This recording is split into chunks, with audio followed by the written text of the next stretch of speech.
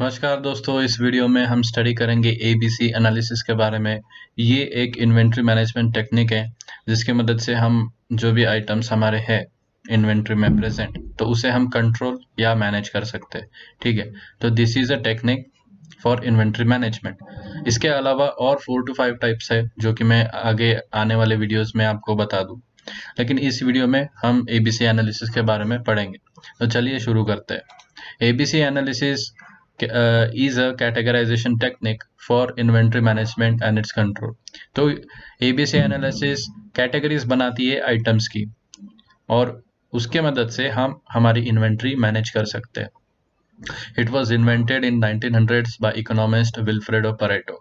ठीक है, it divides the items stored in the inventory into 3 categories। For example, अगर हम हमारा घर का एग्जाम्पल ले लें, ठीक है, तो वहाँ पे हमें ज़रूरत पड़ती है स्टेशनरी की या तो फिर फूड की, कह लो फूड। ठीक है, तो फूड बनाने के लिए किचन में जो भी इन्वेंट्री अवेलेबल है तो उसे हम 3 कैटेगरीज में कंसिडर कर सकते हैं। ठीक है, उसका कैटेगराइजेशन कर सकते हैं। तो इसी का मीनिंग है ABC analysis. 3 categories, dividing items into 3 categories and placing their percentage valuation and percentage quantity। तो ये जो एनालिसिस है तो इसे हम एबीसी एनालिसिस कहते हैं। It is based on the Pareto principle where 80% of results are achieved because of 20% of items or things। इसे 80-20 प्रिंसिपल भी कहा जाता है और 80-20 रूल भी कहा जाता है। ठीक है, मतलब कि 20% ऑफ द आइटम्स हमारे पास जो है तो वो एक कंसिडरेबल अमाउंट ऑफ कॉन्सिक्वेंस हमें देगी। मतलब कि 80% of results it will show, 20% of the items showing 80% of the results. This is known as Pareto principle. तो ये एबीसी एनालिसिस जो है ये यही प्रिंसिपल पे बेस्ड है। ठीक है, तो अभी एबीसी एनालिसिस हम ब्रीफ में देखते हैं कि क्या है। तो इसके लिए आपको ये फ्लो चार्ट की जरूरत पड़ेगी। तो अभी ये फ्लो चार्ट देखिए, इसमें 3 कैटेगरी के आइटम्स है, A category item, B category item and C category item. इसे हम कहते हैं एबीसी एनालिसिस। ठीक है, A category item is highly important. A category will be always highly important items.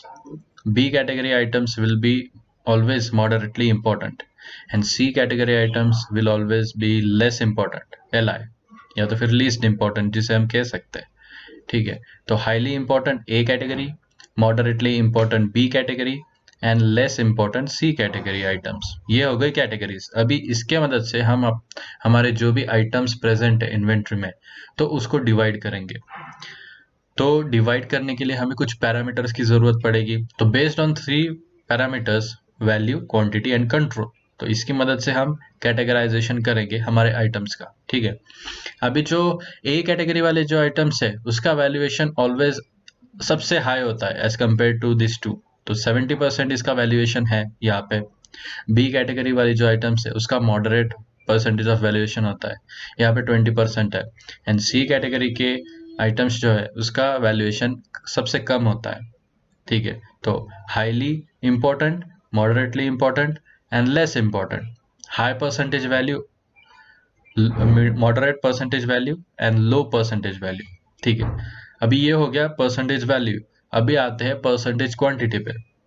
तो ऑब्वियस सी बात है, जिसका सबसे ज्यादा वैल्यूएशन हो तो वो उसका क्वांटिटी ऑफ कोर्स कम होगा, राइट, क्योंकि ज्यादा वैल्यू वाले products they are always expensive. तो ऑब्वियस सी बात है कि इसका वैल्यू ज्यादा है तो इसका प्राइस, कॉस्टिंग, इसका स्टोरेज, हैंडलिंग सब हाई होगा, सब प्राइस में हाई होगा। तो इसकी क्वांटिटी हम कम मेंटेन करेंगे ताकि हमें ज्यादा एक्सपेंसेस ना उठाना पड़े, राइट। तो इसके बाद आता है बी कैटेगरी वाला, जो जिसका क्वांटिटी अप्रोक्सीमेटली इक्वल होता है उसके वैल्यूएशन के जैसे। ठीक है, अभी इसका वैल्यूएशन है 20%, तो इसका क्वांटिटी भी हम उसी मात्रा में लेंगे, राइट। 20% valuation, 20% quantity. तो दिस इज मॉडरेटली इंपॉर्टेंट। अभी बढ़ते हैं सी कैटेगरी वाले आइटम्स पे। इसका वैल्यूएशन सबसे कम है, मतलब कि इसकी प्राइस, एग्जाम्पल के तौर पे लेते हैं कि इसकी प्राइस बहुत ही कम है, तो हम इसे ज़्यादा क्वांटिटी में खरीद के रखेंगे। इसका हैंडलिंग हमें सस्ता पड़ता है तो ये ज़्यादा क्वांटिटी में हम ऑर्डर करके रखेंगे, right, for our purpose, for our use. तो ये यूज़ कंपनी का यूज़ हो सकता है फॉर मैन्युफैक्चरिंग और प्रोडक्शन, या तो फिर ये हम इसे एबीसी एनालिसिस हमारे घर में भी यूज़ कर सकते हैं। पर मोस्ट ऑफ द केसेस में ये कंपनीज में ही होता है। तो परसेंटेज वैल्यू सबसे हाई ए वाला, उससे कम बी वाला और सबसे कम सी वाला। परसेंटेज क्वांटिटी सबसे कम ए वाला, मॉडरेटली बी वाला और सबसे ज्यादा सी वाला। तो ये दोनों अपोजिट है, percentage value and percentage quantity. इसका आपको ध्यान रखना है। अभी ये जो डिजिट्स है ना 70, 20, 10, तो ये थोड़ा आगे पीछे हो सकते हैं, पर ऑलवेज रिमेंबर कि हाईली इंपॉर्टेंट वाला सबसे ज्यादा परसेंटेज वैल्यूएशन होगा और लेस इंपॉर्टेंट वाला सबसे कम उसका वैल्यूएशन होगा, राइट। तो ये चीजें आपको ध्यान में रखनी है। अभी बढ़ते हैं कंट्रोल की तरफ। तो ए कैटेगरी वाले आइटम्स को हमें सबसे ज्यादा ध्यान देना पड़ेगा, इसका कंट्रोल सबसे ज्यादा करना पड़ेगा ताकि हमारा नुकसान ना हो, राइट। क्योंकि इसका वैल्यूएशन बहुत ज्यादा है, इसका एक्सपेंस भी ज्यादा है। तो इसे हमें जब भी जरूरत पड़ने वाली है आगे 2-3 दिन का प्रोडक्शन करने के लिए, तो इसका स्टॉक हमें पहले से ही करके रखना पड़ेगा ताकि हमें वेट ना करना पड़े। अगर इसका स्टॉक आउट भी हो जाता है तो हमने तो पहले से ही ऑर्डर करके रखा है, तो इसका स्टॉक आउट होना नेक्स्ट टू इम्पॉसिबल है, राइट। तो हमारा प्रोडक्शन स्मूथली चलते रहेगा। तो ये है highly important category of items. B category वाले आइटम्स को नीड के हिसाब से हमें कंट्रोल करना है। एग्जाम्पल के तौर पे ले लेते हैं कि मुझे हर रोज व्हीकल से इधर उधर घूमना पड़ता है काम के सिलसिले में, ठीक है। तो मुझे उसके लिए 50 रुपीज का पेट्रोल हर रोज चाहिए मेरे गाड़ी के लिए। तो इसे मैं 50 रुपीज का जो भी पेट्रोल है तो वो मैं एवरीडे फिल करूंगा, राइट। ना कि 5-6 दिन का एक ही बार में फिल करूंगा, राइट। तो इसको नीड के हिसाब से मैं यूज करूंगा बी कैटेगरी वाले आइटम्स को। और जो सी कैटेगरी वाले आइटम्स है इसमें मैं सबसे कम ध्यान दूंगा, इसे मैं पहले से स्टॉक करके रखूंगा बहुत सारा, ताकि मुझे इसके ऊपर ज्यादा ध्यान ना देने पड़े इन फ्यूचर। तो ऐसे इस हिसाब से कैटेगराइजेशन होता है। यहाँ पे नीचे मैंने एग्जांपल्स दिए हैं, chicken for A category, vegetables for B category and eggs for C category. तो अभी आप एग्जांपल के तौर पे लीजिए, आप जो फूड खाते हैं, राइट। तो चिकन, इसका वैल्यूएशन ज्यादा है, राइट। इसका प्राइस भी ज्यादा है पर केजी के हिसाब से। और एक फैमिली में अगर 4 मेंबर्स है तो उसके हिसाब से आपको कितना चिकन लगेगा, 5 केजी पकड़ लीजिए, ठीक है। तो 5 केजी के ऊपर तो नहीं लगेगा, राइट।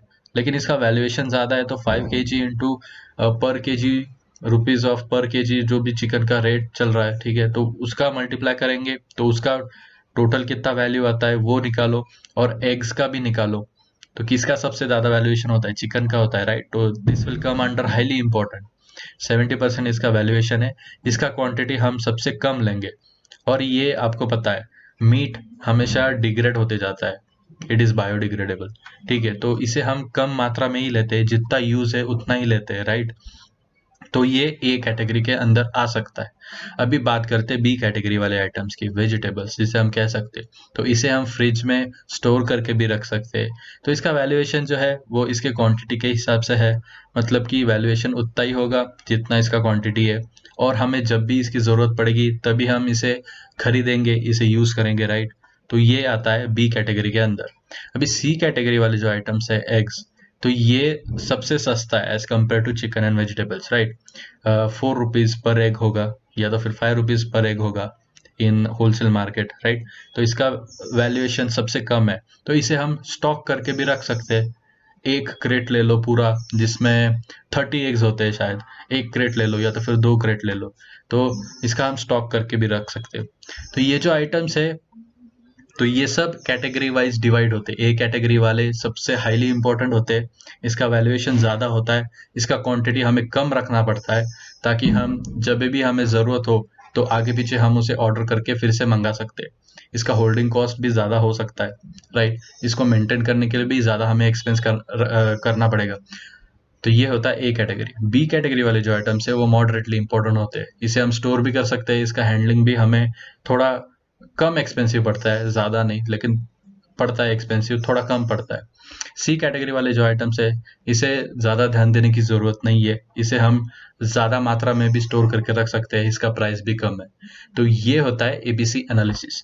अगर आपके माइंड में कुछ क्वेश्चंस है रिगार्डिंग दिस एबीसी एनालिसिस तो आप नीचे कमेंट सेक्शन में पूछ सकते हैं। Thanks for watching and have a nice day.